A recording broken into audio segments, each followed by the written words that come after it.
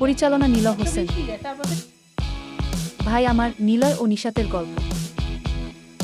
নীলয় সবসময় হাসি খুশি ছেলে। ছোট ভাই নিশাতকে নিয়ে ওর যত চিন্তা। যখনই নিশাত পড়ে গিয়ে কাঁদত, নীলয় দৌড়ে যেত, বলত, ভাই পাস না, আমি আছি। বছর পেরিয়ে দুজন বড় হলো।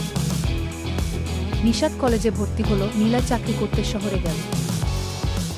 প্রতিদিন রাতে ফোনে কথা হতো, ভাইয়া কবে আসবি? শুক্রবারেই তোর পছন্দের ফুচকা খাবো।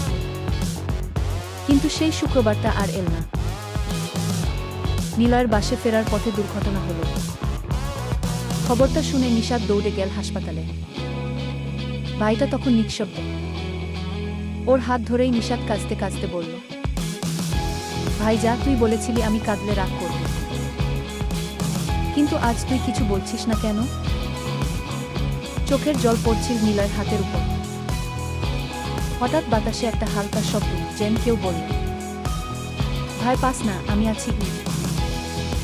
আজও নিশাত রাতে ছাদে বসে তাকিয়ে থাকে আকাশের দিকে। যখন বাতাস আসে মনে হয় ভাইয়া এখনো পাশে বসে আছে। একটা নরম কণ্ঠে বলছে, তুই কখনো একা না নিশাত। শেষ লেখা।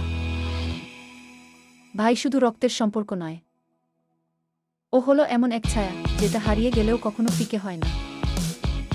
ভিডিও ভালো লাগলে লাইক, কমেন্ট, শেয়ার করবেন এবং পেজটা ফলো করতে ভুলবেন না। প্রতিদিন নতুন নতুন ভিডিও আপলোড করা হয়।